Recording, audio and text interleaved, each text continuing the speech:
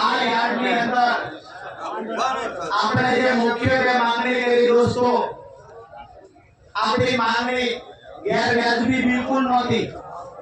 આપણે માંગણી કરી કે ભાઈ 2 દિવસથી ચેરમેને ઉપાડો લીધો છે કે અમે કડતો નહીં કરવી, તો અમને લખીને આપો, કડતો નહીં કરીએ.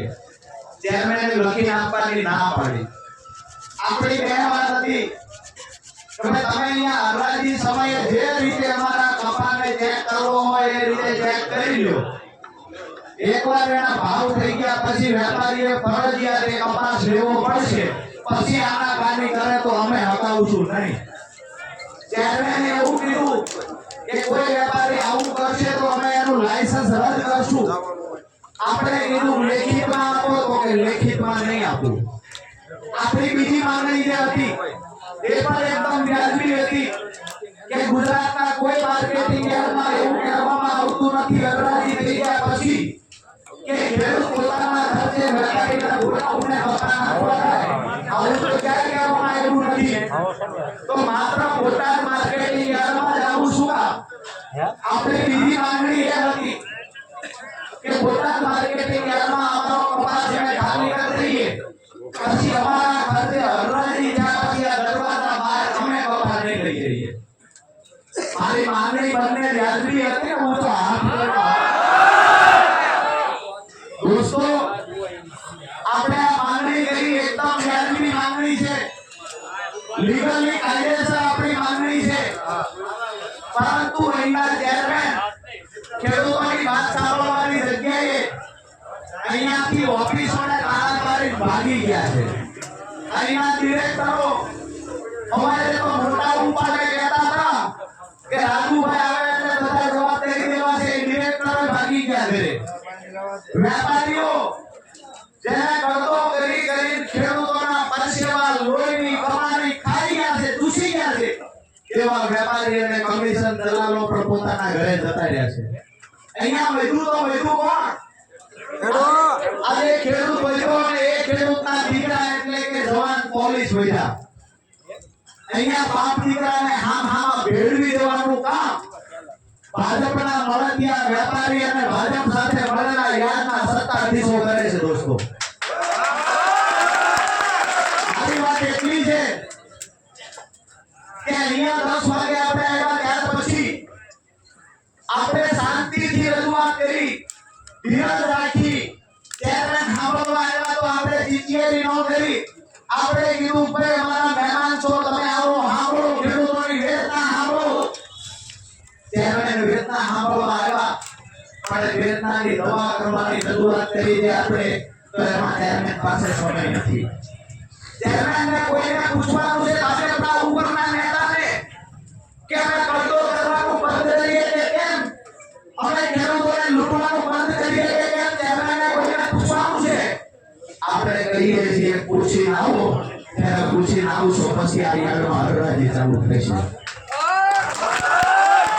દોસ્તો, તમામ મિત્રોને વિનંતી કરું છું કે આ લડાઈ હું ઘરેથી નીકળ્યો, તમામ મિત્રોને વિનંતી કરું છું, મારી પોતાની મારા અંદર રહેલી વાત કરું છું. દોસ્તો, હું ઘરેથી નીકળ્યો ત્યારે મારી કુળદેવી દીવા કરીને નીકળ્યો છું. જ્યાં સુધી પરિણામ નહીં મળે ત્યાં સુધી પાછો નહીં આવું. અત્યારે મને ઘણા બધા લોકોના ફોન આવ્યા કે રજૂઆત કલેક્ટરને કરાય, રજૂઆત બીજાને કરાય. રાજુભાઈ, ખેડૂતો આજ સુધી નહીં કહે તો મેં અમને કીધું છે ખેડૂતો મારા પર ભરોસો હશે તો આજ સુધી નહીં, અઠવાડિયું કહેવાનું. દોસ્તો, મેં આવ્યો ત્યારે જ કહ્યું હતું કે ખેડૂતના દીકરા છીએ આપણે, બધા ખેડૂતના દીકરા છીએ આપણે. આપણા હક અધિકારની લડાઈ લડીએ છીએ આપણે. અહીંયા જ્યારે વ્યાજબી વાત કરીએ કે અમારા ખિસ્સા કાપવાનું બંધ કરો, એમ છતાંય ચેરમેન માનતા નથી કે ખિસ્સા કાપવાનું ચાલુ રહેશે. હવે આપણે રજૂઆત કરવા આવ્યા, સંસ્થા છે આપણા બાપની, ખેડૂતોના બાપની સંસ્થા, એમાં સત્તાધીશો આપણને લૂંટતા હોય એની સામે અવાજ ઉઠાવીએ. દોસ્તો, એક વાત ચોક્કસથી કહીશ કે પરિણામ ન મળે ત્યાં સુધી લડી લેવાની મારી તૈયારી છે. તમને પણ વિનંતી કરું છું, તમે તૈયારી કરીને કહેજો. કાયમ માટે કહું છું કે ખેડૂતો માટે થઈ જરૂરી બાબત ભરવી પડે એવડી આ ચિંતાઓ સામે, ભ્રષ્ટાચારીઓ સામે હું ભરી લેવા તૈયાર છું. બસ જરૂર પડે મારા ખોપે હાથ મૂકીને કહેજો રાજુ કરોડા તું એકલો નથી, અમે તારી ભેળા ઊભા છીએ. આજે નવી જાહેરાત અહીંયા મીડિયાના મિત્રો પણ છે, એક નવી જાહેરાત કરીએ છીએ કે જ્યાં સુધી આ નિવેડો નહીં આવે ત્યાં સુધી બોટાદ માર્કેટિંગ યાર્ડના સત્તાધીશો અમારા ખેડૂતોની બંને માંગણીઓ નહીં સ્વીકારે ત્યાં સુધી અમે ધરણા પર અહીંયા બેઠી જવાના છીએ. જરૂર પડશે એક બે દિવસ રાહ જોઈએ છીએ, સમજી જાય તો ઠીક છે, નહીતર જરૂર પડશે તો રાજુ કરોડા અન્નનો ત્યાગ કરી દેવાની તૈયારી સાથે દૂર દૂર સુધી તમામ ઉભેલા મિત્રોને કહીએ છીએ કે ભગવાનના યાદના સત્તાધીશોને સદબુદ્ધિ આપે. ક્યારે ભગવાન લુણારાઓની સાથે હોતો નથી, પણ ખેડૂતોની વેદનાને સાંભળીને ભગવાન આ લોકોને સદબુદ્ધિ આપે કે આવી રીતે લૂંટતા રહેશો તો બીજી પેઢીએ કોઈ વાપરે એવું નહીં રહે. આ તડકે ઉભેલા જગતના બાપની આંખમાં એક વખત નજર કરો. અમારા ખેડૂતને ચાવડી વળીએ અહીંયા કરજલી પડી જાય છે, એની સામે એક વખત નજર કરો.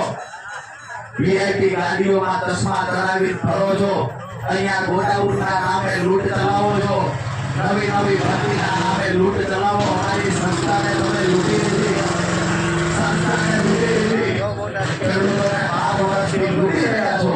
અમે જ્યારે કહેવા આવ્યા છીએ અમારી લૂંટ બંધ કરો, લેખિતમાં બાહેધરી આપો, અમે ક્યારે લૂંટશું નહીં, તો બાહેધરી આપવા પણ તૈયાર નથી. દોસ્તો, અત્યારે નાસ્તાની વ્યવસ્થા થઈ ગઈ છે. હવે આજે સાંજે આપણે આ જગ્યા પર ચાંદલા મળે તો મહાગવાના છે, નહીતર ભૂગોળ માટે હું રાજુ કરોડા અહીંયા ભૂલી જવાનું.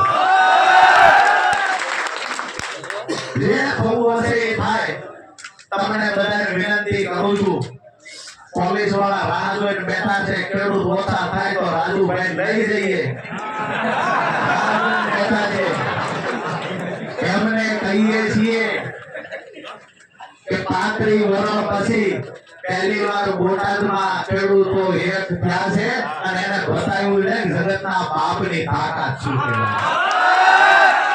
જે રાહ બેઠા હોય એમને કહીએ કે રાજુ કરોડા એમને લઈ જવાથી આ આંદોલન બંધ નહીં થઈ જાય. જ્યાં સુધી આ નિવેડો ન આવે ત્યાં સુધી માર્કેટિંગ યાર્ડમાં હરરાજી નહીં થાય. જે ખેડૂતો કાલે બોટાદ માર્કેટિંગ યાર્ડમાં આવવા માંગતા હોય, ઈચ્છતા હોય, આ ખેડૂતોને કહીએ છીએ હરરાજી થાય કે ન થાય, તમે અહીંયા અમારા ટેકામાં આવતીકાલે કપાની ગામડીઓ લઈને વી આવજો. આપણે સપડો લઈને ત્યાં ગયા, મેં પોતે સપડો ચલાવ્યો. એક સંદેશ હું આપવા માંગતો હતો કે અમે ખેડૂતના દીકરા છીએ, જરૂર પડશે સપડા હાકી લઈશું, મોટરસાયકલ હાકી લઈશું, જરૂર પડશે તો લોકઅપમાં પણ બેસી જઈશું. પણ ભાજપના નેતાઓ જેને બીપી છે, ડાયાબિટીસ છે, એ તમારો વારો આવે તેવી શું થાય છે? અમને કોઈ વાંધો નથી, 5 ની અંદર કરવું પડે, 15 ની અંદર કરવું પડે, અમને વાંધો નથી. અમે આંદોલનમાંથી પેદા થયેલા લોકો છીએ અને મારું તો સપનું છે કે જ્યાં સુધી અમારો ખેડૂત તેનામાંથી બહાર ના નીકળે ત્યાં સુધી રાજુ કરોડાની લડાઈ કાયમી ચાલુ રહેશે. દોસ્તો, આજે આ ખેડૂતો સાથે અન્યાય થતો હોય અને ખેડૂત નેતા તરીકે આખા ગુજરાતમાં પરિભ્રમણ કરતા હોઈએ તો મારે પોતાને પણ એવું લાગે ધિક્કાર છે આપણો જન્મ થયો જો ખેડૂતો માટે બોલી ના શકીએ, ખેડૂતો માટે લડી ના શકીએ. તો આપ સૌને વિનંતી કરું છું, સંખ્યા વધતી જાય છે, મન બનાવી લેજો દોસ્તો.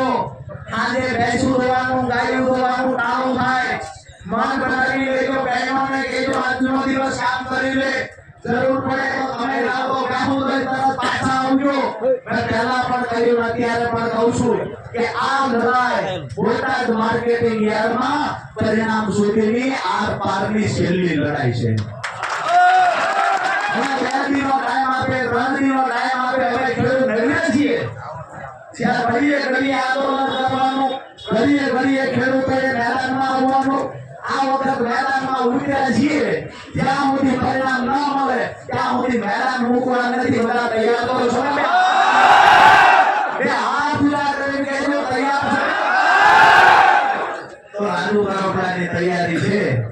2 દિવસમાં આપણે સદબુદ્ધિ આપે ભગવાન તો ઠીક છે, 2 દિવસમાં સદબુદ્ધિ ન આપે તો અંગ પકવનાર હવે ખેડૂત હું રાજુ કરોડા 2 દિવસ પછી અન્નનો ત્યાગ કરીને અહીં બેસી જવાનું છું. આપણને વધારે ભાષણો અમે નહીં આપીએ. આવેલા તમામ મિત્રો અહીંયા ભાષણો આપશે, વાત કરશે, પણ દોસ્તો આ લડાઈ આખા ગુજરાતમાં એક મેસેજ આપવાની છે. આ લડાઈ આખા ગુજરાતને એક સંદેશ આપવાની છે. તમામ જગ્યાએ આપણા ખેડૂત ભાઈઓ જ્યાં જ્યાં લૂંટાતા હશે ત્યાં લોકો જેવી રીતે અમે કહે છે કે વિસાવદર વાળી થશે, જ્યાં ખેડૂતોને કોઈ લૂંટશે ત્યાં આવતા 50 વર્ષ સુધી લોકો કહે છે ખોટા દવાવી થાય છે. દોસ્તો આ લડાઈ આપણા બાળકોના ભવિષ્ય માટે છે.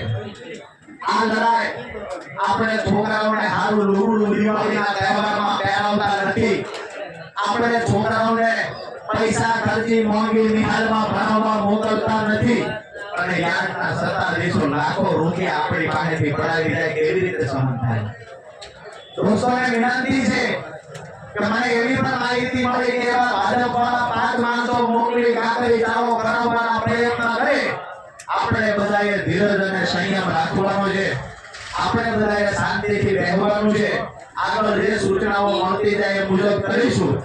પણ ખરેખર અહીંયાથી એક પણ ખેડૂતે હટવાનું નથી. ચાલે જેટલા બી દિવસ લડવું પડે. હું અત્યારે લાઈવના માધ્યમથી મારા આજ સાંજના ચોટીલાના મનાવાના અલગ અલગ જે કાર્યક્રમો હતા એ અત્યારથી જ રદ જાહેર કરી દઉં છું. આજ પછીના જે મારા કાર્યક્રમો છે જ્યાં સુધી આ પરિણામ નહીં મળે ત્યાં સુધી મારા તમામ કાર્યક્રમો રદ કરીએ છીએ. અમે પ્રદેશ નેતૃત્વ સાથે વાત કરી અને સાંજે જે નિર્ણય લેવાનો થાય નિર્ણય લઈશું. પણ મારી તમામ બોટાદની જનતા, બોટાદ જિલ્લાના આજુબાજુના તાલુકાના ખેડૂતોને વિનંતી છે કે આ લડાઈ કોઈ રાજકીય પાર્ટીની નથી. આ લડાઈ આપણા જગતના બાપની છે. આ લડાઈ આપણા ખેડૂતોની છે. અને આ ખેડૂતોની લડાઈમાં સહકાર આપવા માટે દૂર દૂર સુધી જે મિત્રો આવવા ઈચ્છતા હોય આ તમામ મિત્રોને હું રાજુ કરોડા વિનંતી કરું છું કે આવો, જ્યાં સુધી પરિણામ ન મળે ત્યાં સુધી આપણી લડાઈ ચાલુ રાખીએ.